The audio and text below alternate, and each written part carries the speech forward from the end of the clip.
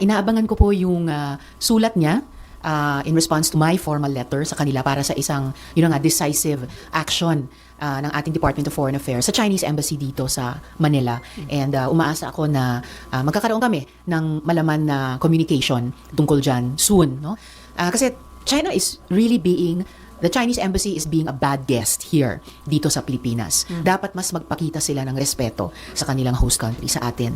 Yung mga recent na actuations nila laban kay Commodore Tariela at iba pang mga Philippine officials na tumitindig lamang ng tama para sa ating national interests at dinedepensahan yung ating Navy, Coast Guard, mangingisda, pati yung ating kalikasan sa dagat.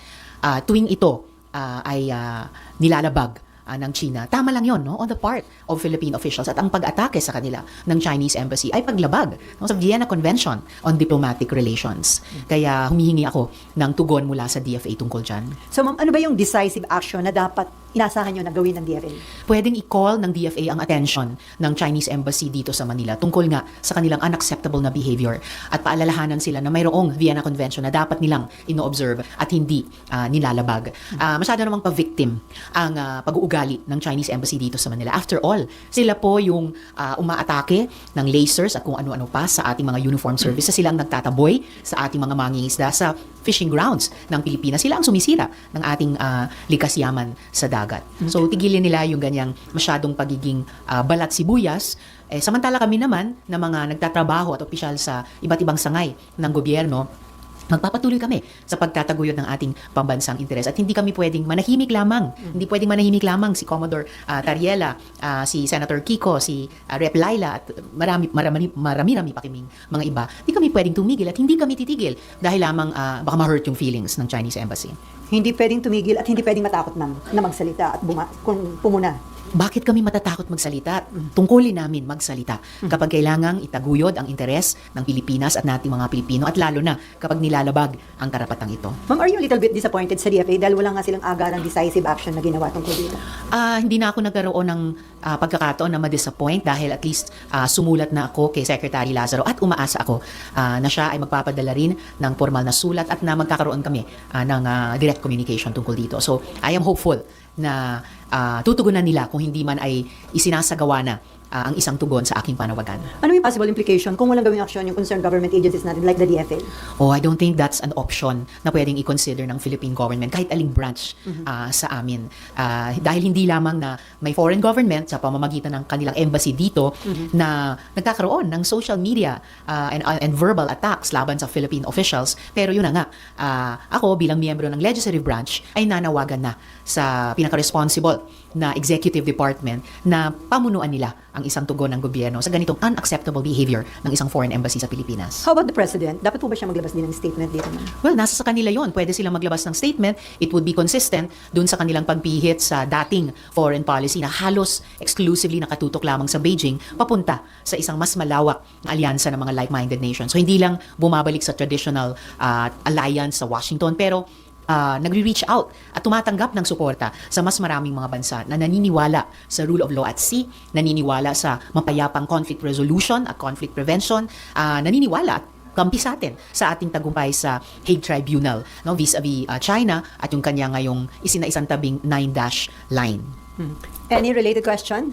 Wala na. Ma'am, may nakita akong picture na pinost ni dating Senator Antonio Trillanes, meeting nyo with Senator Laila de Lima, sino ba makasama? Si Lacson ba yun? Alex Lacson. Alex Lacson. Ano po yung naging agenda ng meeting ninyo? Hindi po yung meeting, kaya wala pong agenda. Yun po ay regular na dinner namin ng dating mga senatorial candidates noong 2022, tuwing may birthday. And yung dinner na yon ay celebration namin sa birthday ni Alex Lacson mismo. Tuwing Pasko din o New Year, nagdi-dinner kami. These last 4 years. So masaya ako na sustain namin yun. So of course doon pwede naming pagkwentuhan kahit ano. No? Pero walang agenda kasi hindi po meeting. Walang napag-usapan about the 2028 elections? Of course, kasama na po yun sa mga personal at saka work updates ng bawat isa. As I said, free-flowing lagi ang conversations namin. Kaya naglo-look forward ako sa mga dinners namin na iyon several times a year. So napag-usapan din yung mga current events, yung mga national issues na kinakaharap ng ating bansa? Of course, lagi po. Kasi whether nasa gobyerno kami, tulad namin ni na Rep. Chel, Rep. Laila, or wala na, or wala sa gobyerno, tulad ng ibang mga kaibigan at kasama namin, lahat laging concerned sa ganyang mga issues. Ma'am, kayo actively nagpa-participate sa Blue Ribbon Committee hearing. kayo ba'y kontento dun sa takbo ng investigasyon? Kasi yung Minority Black naglabas ng report na parang nag-express ng disappointment, binabatikos, parang hindi sila kontento sa takbo ng investigation. How about you, ma'am? Hindi ko pa actually nabasa yung buong report. Okay, that's one. And definitely, si Blue Ribbon Chair, Senator Ping, ay kayang-kayang at substantively ma-address yung anumang issues tungkol sa pagkondukta ng hearings ng Blue Ribbon na I have been very satisfied to participate in and will continue to participate sa mga hearings na ito. Pero ubra po ba yun na wala pang report yung Mother Committee pero may nauna na report yung minority or may mali po sa proseso na yun? Well, that's a valid question kasi ang precedent na naalala ko, naalala niyo siguro nung nasa minority kami ni dating Minority Leader Coco Pimentel, nakapag-submit din kami ng isang minority report noon, 'di ba, doon sa sugar smuggling fiasco at ginawa po namin 'yon pagkatapos ilabas yung committee report ng Blue Ribbon noon at nabasa namin. And so our minority report was a comment on and a constructive criticism too at may proposals kami doon. So nung panahong iyon, pinayagan ng Blue Ribbon Committee i-attach yung aming minority report dun sa committee report ng Blue Ribbon. Okay, so pwedeng meron kayong kontra committee report ang minority pero kung nakapag-submit na ng committee report yung Mother Committee. Yun yung naging president namin ni dating Senator Coco noon at nung panahong iyon, tinanggap at inattach ng Blue Ribbon. Okay, Mayan? Ma'am, ang sinasabi kasi ng ilang mga taga-minorya, bitin na bitin daw po yung hearing ng Blue Ribbon. For example, pinatawag yung dalawang staff doon sa may 30 Tamarind po na sinasabing may kaugnayan yung si Diskaya kay Romualdez. May mga ganun daw, and for example, coordinates na parang ang haba daw ng oras for that, samantalang na-establish na before. May ganun din po bang feeling kayo na may mga pagkukulang sa pagdinig po? O you're very satisfied with how it is being conducted? So far, I'm satisfied at dahil alam kong magpapatuloy siya, hindi pa siya na-adjourn, magtatawag pa ng susunod na hearing, and for sure, I will also follow up certain issues na hindi pa kumpletong nasagot ng mga resource persons. Yung coordinates, nakaka-frustrate talaga yung issue iyan. Kasi unacceptable sabihin na anyway, yung coordinates ay in the same area generally nung proyekto. Hindi, kaya nga coordinates dapat precise, dapat accurate. Alam yan ng lahat ng inhinyero. And I'm not even an engineer, pero alam ko yan. Tuloy, nasayang ang oras, ang resources, pati ang pasensya ng taong bayan. Dahil inamin ng mga government or executive resource persons nung nakaraang hearing na halos kailangan ulitin ang halos lahat ng mga audit at internal investigation nila. So I am hoping na yung ICI, yung Ombudsman, yung DOJ ay magsasagawa ng kompletong kailangang re-investigation or re-internal audit sa lahat ng mga proyektong suspected ngayon, either ghost o di kaya ay substandard. At huwag na huwag gagamitin nino man yung issue ng inaccurate, of all things, inaccurate coordinates para maliitin ang galit ng mamamayan or anong sabi ng mga bata, i-gaslight ang publiko no sa indignation talaga at pagnanasa sa katotohanan at hustisya. Yung dalawang resource persons na in-excuse na nung hearing, but I do recall na ako mismo hindi ako nagtanong sa kanila except for one, no, tungkol sa sino yung binanggit nilang law firm. Pero I recall na tinanong muna ni Chair Ping kaming lahat kung meron pang mga tanong sa kanila at nung wala nang nagtanong pa bukod sa amin ay sa kanila in-excuse. Wala rin namang nagpipigil as far as I know sa isang Blue Ribbon hearing, ongoing investigation, ipatawag ulit ang mga resource person na earlier na dismiss na. Na-observe ko yon nung investigations ng Senate Committee on Women and lalo na sa Blue Ribbon. Hello. Ma'am, comment lang din. Doon napansin na rin namin yung reaction nyo doon sa hearing. Pero may ilan na pong nagsabi na medyo makapal daw po yung mukha ni Curly Diskaya. Medyo? Nang sinabi po niyang parang Sila na nanakawan. I know, right? Kaya talagang ilan sa amin halos mahulog sa silya. I mean, hello, sasabihin niya na ninakawan sila. Parang, parang hinold up tayo. Tapos kailangan pa natin mag-sorry sa hold upper. I mean, tigilin na ng mga Diskaya yung ganyang pag-iiwas sa mga tanong or outright pag-deflect sa direksyon na gustong tahakin ng hearing. Kung talagang gusto nilang makipagtulungan sa gobyerno, simulan na sa Blue Ribbon Committee. Kung talagang gusto nilang matanggap sa Witness Protection Program, dito pa lang sa Senado, simulan na nilang sagutin ng tapat at kompleto lahat ng aming mga tanong. Tigilin na yung mga, yun na nga, hold upper, pretending to be the victim. Tigilin na yung mga pagdadahilan na kesyo hindi daw sila pinapasok ng City Hall sa office nila na by the way, may credible source kami na hindi yan totoong nangyari. Sa halip na sabihin nilang wala na silang employees, kaya hindi na ma-recover yung records. I mean, oh come on, no? Inamin mismo ni Sara Diskaya nung isang early hearing na definitely 2016 pa lang, nagsimula na silang tumanggap ng malalaking kontrata pati sa flood control mula sa gobyerno. At tansya ng Blue Ribbon from that 2016 to 2025, mga 305 billion pesos worth, kundi ako nagkakamali ng kontrata ang na-secure nila sa gobyerno. Imposibleng ganyang kalalaking mga proyekto talaga ay walang paper trail at wala silang access doon. Ano kahalaga na makuha pa yung ledger? It seems to be the missing piece, ano? But It is. right now, hindi talaga nilalabas. At minsan nang umoo si Curly Discaya sa Blue Ribbon Chair na isasubmit nila yan. So bakit biglang iba na naman ang tono nila at ang daming pagdadahilan, tinatapon pa sa DPWH na sila na lang daw ang mag-provide sa committee ng ledger na yan. It is a very important and big missing piece dahil the first 6 years na tumatanggap sila ng malalaking proyekto and therefore ng malaking pera date back to 2016. Sa akin, yung kay dating DPWH Secretary Bono, na-confront din po siya tungkol dun sa more than 2 billion na di umano ay kickback niya. Are you satisfied with the denial po? Well, some of my colleagues have already said na yung ganyang klaseng flat-out denial, bagamat isang defense siya, it could be considered a weakest defense. So, hindi rin po tumitigil yung Blue Ribbon at yung mga miyembro namin to try to tease out the complete picture. Ma'am, do you think na-establish dun sa Blue Ribbon Committee hearing yung connection ni former House Speaker Martin Romualdez sa mga Diskaya sa pamamagitan ng dalawang babaeng na witness or medyo hindi gaanong na-establish? Well, for the first time again, nabanggit yung pangalan nila. So, I guess, bukas din yung pagkakataon na dumalo sila sa susunod na pagdinig at ibigay yung kanilang panig. After all, dati na siyang inimbita sa Blue Ribbon hearings. Si former Speaker Romualdez. Opo.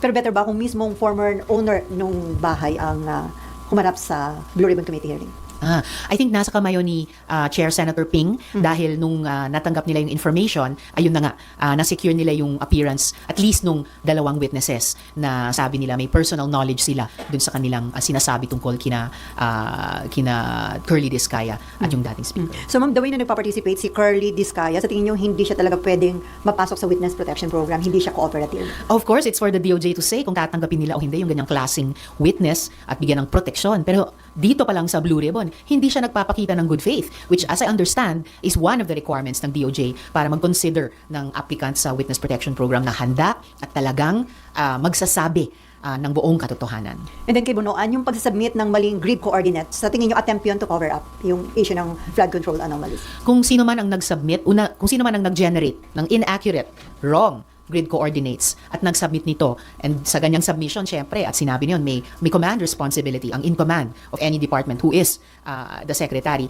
Tulad nung ibang resource persons namin, hindi ko mahulaan kung ano yung original motive, but the effect is so negative. Dahil lalong pinahirapan, hindi lang yung pag-imbestiga dun sa original na crimes, pero lalong pinahirapan mismong yung ongoing nilang mga internal audit at investigations. Sinayang yung mga naunang ginastos in human and financial terms at pinilit na kailangang ulitin. So it's a double frustration sa ating publiko. Okay, Amor. Ma'am, ano po for you yung gahan nung naging testimonya ng dalawang witnesses na may role si Curly Discaya dun sa pagbili ng property ni former Speaker Martin Romualdez? I think yung testimony nila adds at the very least interesting elements, and sa patuloy na pag-imbestiga ng ng Blue Ribbon Committee ay maaring madiskubreng importanteng elements ito ng buong kwento na sino-sino ang may ugnayan sa isa't isa dito sa kabuuang flood control scam. Sino-sino ang nagsesecure ng mga mahalagang assets para ipagpatuloy yung mga krimen na iyon. So I think we have yet to establish how important their testimony is, but at the very least, it's interesting at hindi pa kumukontra sa ibang mga testimonya at ebidensyang narinig namin. Ma'am, sa mga susunod na hearing ay ipupursue itong issue na to? I may, kasi syempre nung narinig na namin yon sa hearing, patuloy din namin i-research yon.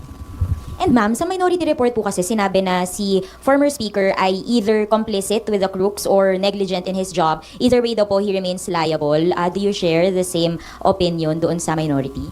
Leadership has greater responsibility talaga.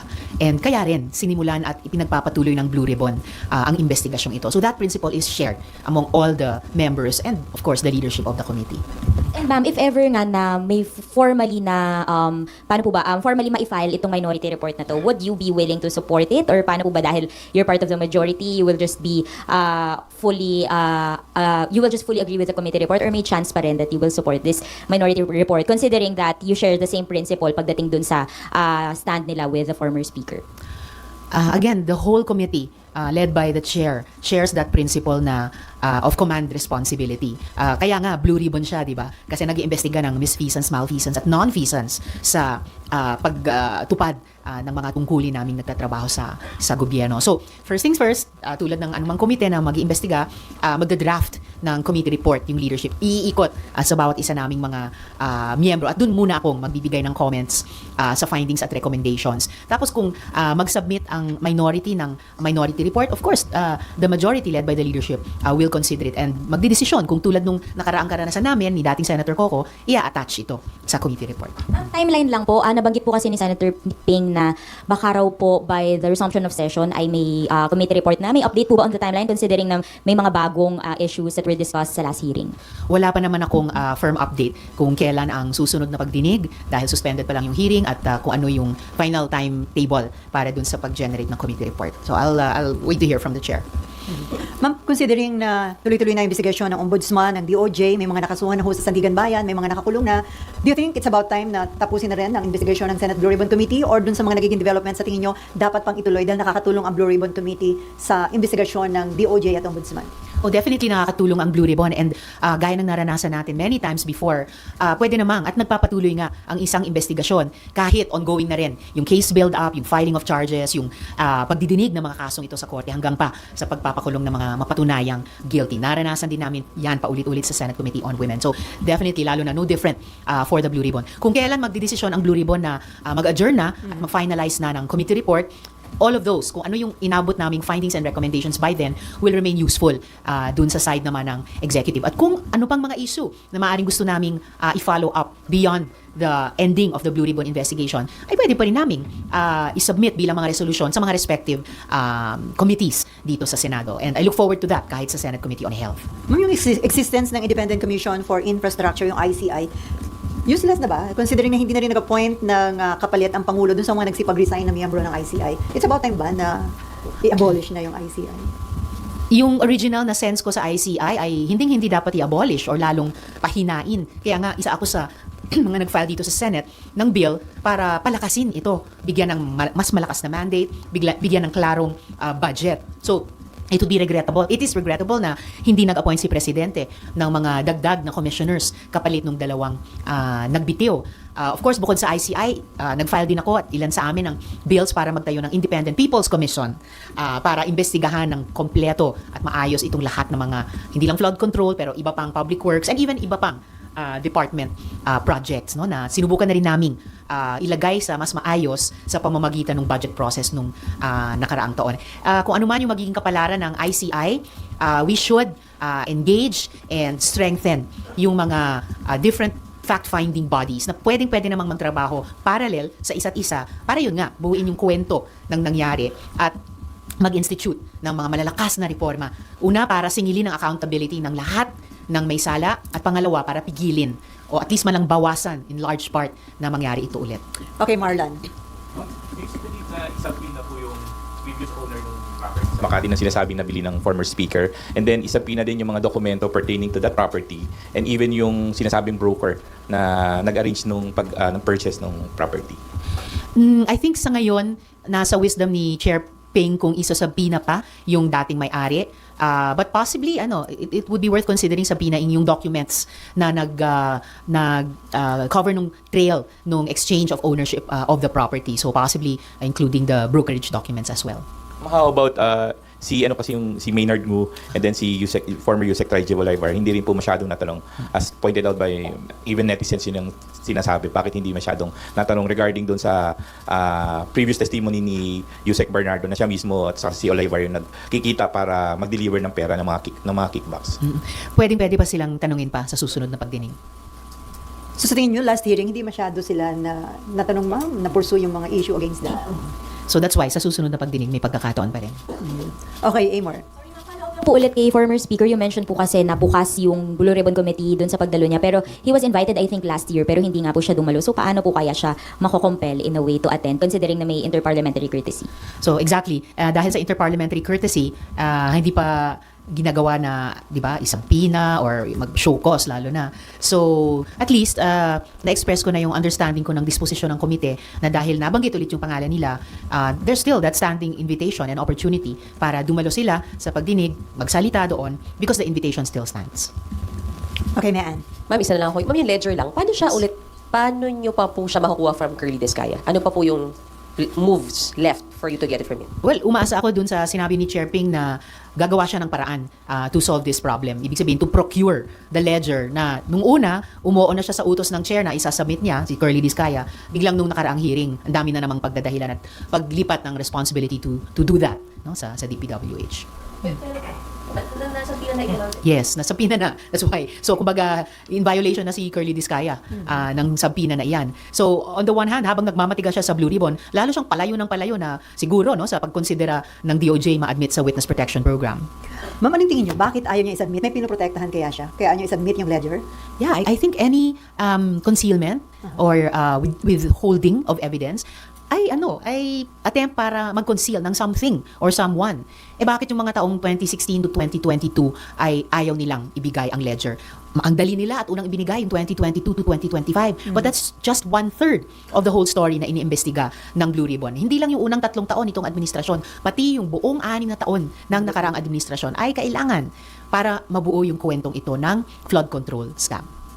And then, as chairman ng Committee on Health, ma'am, kontento ka ba na yung about 51 billion pesos para doon sa medical assistance for indigent and financially incapacitated patients ay nasa kamay ng Department of Health? According to Doc Tony, parang baka daw better kung ilipat ito sa PhilHealth. At possible pa ba yun considering na-approve na yung GAA for 2026? So of course, by now, ginagastos na ng gobyerno, ng executive yung na formulate naming budget para sa taong ito. So we have to move forward. Kung ano yung wins natin, lalo na para sa health budgets, both DOH and PhilHealth, kasi bukod dun sa 51 billion para sa MAIFIP, sa DOH, andun din yung about 16 billion mula dun sa originally overpriced DPWH budget na ilipat namin sa PhilHealth bilang ang partial pambayad utang ng executive sa PhilHealth. We will pursue that track in the next years dahil mayroon pa ring malaking pagkakautang ang gobyerno sa PhilHealth. But as far as the MAIFIP is concerned, ang urgent call ko talaga sa Department of Health ay klaruhin nila at gawing mas madali, hindi mas mahirap yung bago nilang guidelines na fino-formulate tungkol sa MAIFIP. Dahil habang yan pa rin ay isang inaasahan ng ating mga kababayan at pasyente, wag nilang lalong pahirapan. And in the meantime, nagtatrabaho pa kami sa isang panukalang batas. It's now in the period of interpellation at handa akong tumanggap ng mga tanong dito. Ito yung Medical Assistance Program, Universal Healthcare Medical Assistance Program Bill, kung saan mas bibilisan pa, mas padadaliin pa yung pag-access ng pasyente at pamilya sa medical assistance. Isang tao na lang kailangan nilang kaugnayan, yung medical social worker sa bawat ospital. Di na nila kailangan dumaan sa aming mga legislators. Doon na lang sa medical social worker, pwede silang humingi ng assistance, maibibigay sa kanila within 72 hours, doon din sa ospital kung saan sila or yung pamilya nila ay nakakonfine. Wala kang concern, ma'am? Ini-implement na pero wala pang guidelines yung DOH pagdating sa MAIFIP. Standing program naman nila ngayon, yung MAIFIP. No? So, sinabi lang nila na hindi na pwedeng mga politiko ay mag-issue ng guarantee letters. So, nag-formulate sila ng bagong guidelines. Sana mabilis nilang mailabas ito at ito'y maging klaro at mas madali para sa pasyente. Para, mas madali at klaro, hindi nakakalito para sa mga kababayan natin maka-access pa rin sa MAIFIP sa ngayon. No? While we are working on a mas simple at mas mabilis pang system na doon na lang sa loob ng bawat ospital ma-access nila sa medical social workers. Ma'am, by Monday, back to work, Yes. may session na. Yes. So, ano yung sa tingin nyo ang dapat na pagtuunan ng pansin at bigyan priority ng Senado pagbalik ng session? At sa part nyo, ano yung mga pet bills nyo na gusto nyo maipurso pag nagbalik ang session? Well, excited talaga ako sa resumption of session. For one, dun sa Committee on Health, may dalawa na po kaming bills na handa na para sa approval on third and final reading. So, ito yung HOSIP, no? That's one of them. Health Outreach for Seniors and Indigent Patients. Na ang layunin yan, makapag-extend ng assistive devices, pati wheelchairs, at iba pa, sa ating mga senior citizens at pinakamahirap na mga kababayan dun mismo sa kanilang mga bahay or mga barangay na hindi na nila kailangan pumunta pa sa mga ospital or kahit health centers. At yung pangalawang malapit na harinawa maisabatas ay yung lupus prevention and treatment bill. Opo, na sa pamamagitan yan magkakaroon na ng programa ang DOH para i-detect at i-treat ang lupus and other autoimmune diseases at kasabay ay i-cover ng PhilHealth yung detection, yung at least yung testing at detection nito. So, dagdag po doon, so excited ako, yung Committee on Health has been very active continue to be very active sa nakaraang 4 na buwan na nakabalik ako bilang chair. We also have a number of bills na nasa period of interpellation. Dalawa yon, di ba? Yung isa ay yung nabanggit ko kaninang Universal Healthcare Medical Assistance Program Bill. So handa na akong tumanggap ng interpellation dyan. May isa pang mas advanced na nasa period of amendments. So, handa na akong tumanggap ng proposed amendments dyan. At yun yung geriatric. Yun yung Philippine Geriatric Center. So, exciting kasi ibig sabihin, kapag nakausad na sa period of amendments and kapag maging batas na ito, magkakaroon na ng ospital ang ating mga lolo't lola na nakatutok talaga sa kalusugan nila at sa pagpapagaling nila kung sila'y may karamdaman. And aside from UHC Medical Assistance Program, yung isa pang bill na nasa period of interpellation yung Anti-Hospital Detention Bill. So, kapatid ng naipasa na nating Anti-Hospital Deposit Law, ito naman ay para pagbawalin na i-detain ang isang pasyente na i-discharge na dapat dahil lang hindi pa niya ma-settle kompleto yung bill niya. And under that law, kapag naging batas, bawal na rin i-detain yung kapamilya, kamag-anak, yung carer, pati baby na bagong panganak, or kung namatay yung pasyente, yung kanyang mga labi. May namiss pa ba akong bills? Yung HOSIP, yun yung kaninang ready na for approval on 3rd. Meron pa ba? Or yun na ba yun? So, ma'am, lahat yan may counterparts sa House of Representatives? Yun ang tine-check namin ngayon. Oo, kasi yung iba, meron. So, masaya. Pero yung iba na wala pa or nasa earlier stages of legislation, so kailangan ko mag-follow up sa counterpart ko sa House na sana magsabay na ito, yung kaming dalawa. Okay. May follow-up? Okay. Hello. Hello, ma'am. So one of the LEDAC measures is the amendments to UHC. Yes. May timeline na po ba ito when the committee is thinking to pass to consolidate and pass the bill po?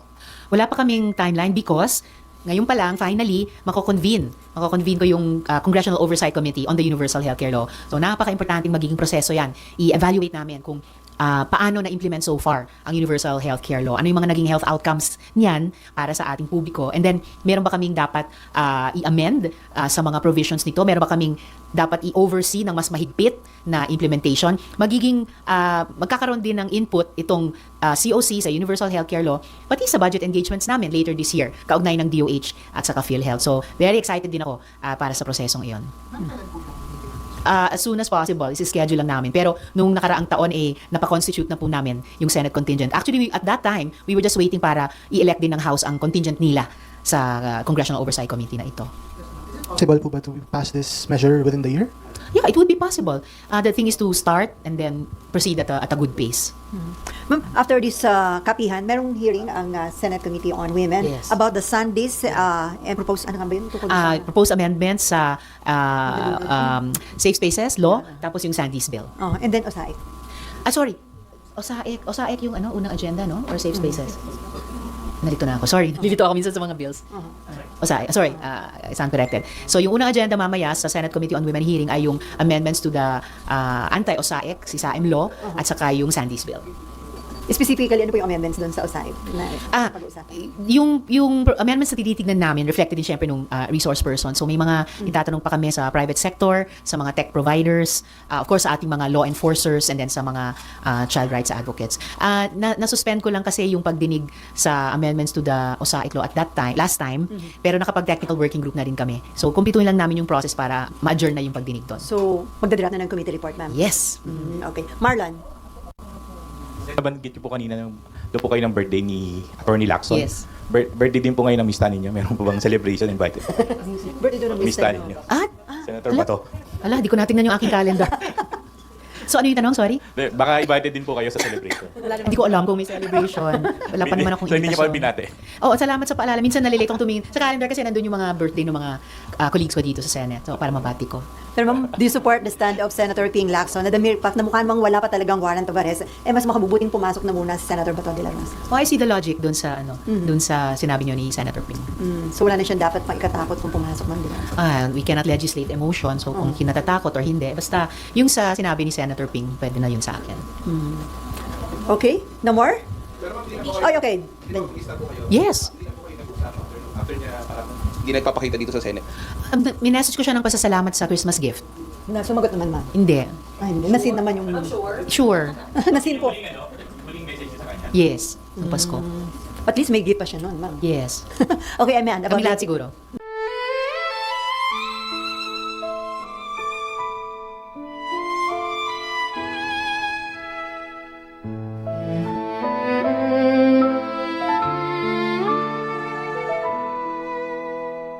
Nakaupo ako, lumalamon sila. Masasaya itong aking mga kaibigan. Abot kamay nila ang bunga ng puno, dahil balikat ko ang ginawang tuntungan. Habang namimitas lalong natatakam, sila ay para bang wala ng kabusugan. Kahit alam nilang mayroong mga langgan, at ang aking paa ang siyang inuupakan. Nais ko nang magpahinga, marami na akong nagawa at natulungan. Ako'y labis na nag-aalala, baka ang puno ay tuluyan ng maubusan ng bunga. Nakaupo ako, nagbabantay sila. Ang mga aso ko'y laging maaasahan. Hindi ko lang alam ang binabantayan. Ito bang puno o itong aking upuan? Itali ko kaya sa bahay ng langgam? Maglilingkod ba o maghahari-harian? Masasagot lamang ang malaking tanong kapag ako ay nawala na ng tuluyan. Nais ko nang magpahinga, marami na akong nagawa at natulungan. Ako'y labis na nag-aalala, baka itong mga aso ay maulol at magwala.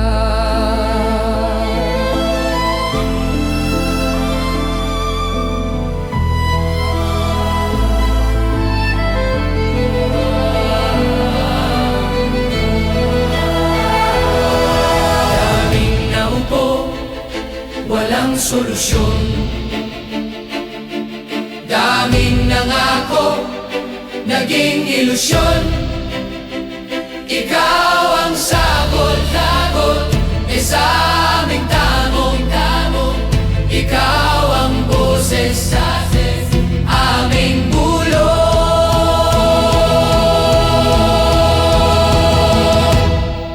Nilalait ka at sinisira ng kinakaya mo para sa bayan. Ikaw ang aming tagumpay, bonbon, walang kapantay. Nilalait ka at sinisira ng kinakaya mo para sa bayan. Ikaw ang aming tagumpay, bonbon, walang kapantay. Ang mga sugat, ikaw ang lumunas. Saradong isipan, ikaw ang nagbukas. Bayan, inuna mo, hindi banyaga. Gintong puso ay kahanga-hanga. Nilalait ka at sinisira ng kinakaya mo para sa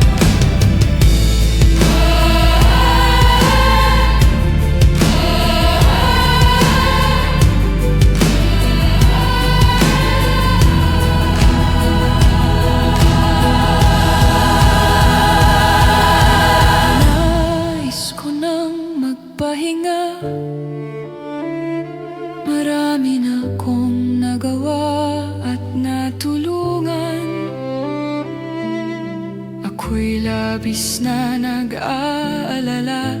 Baka itong mga aso ay maulol at magwala.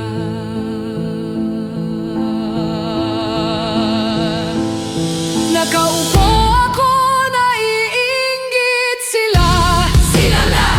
Silang nais na pumalit sa aking upuan. Ayokong tumayo sa upuang ito. Kahit ito'y sinusurot at inaanay. Ang upuang ito ay para sa bantay ng punong ang ibinubungay kayamanan. Nangangamba ako kung upo sila. Baka ang puno ay lalong mapabayaan.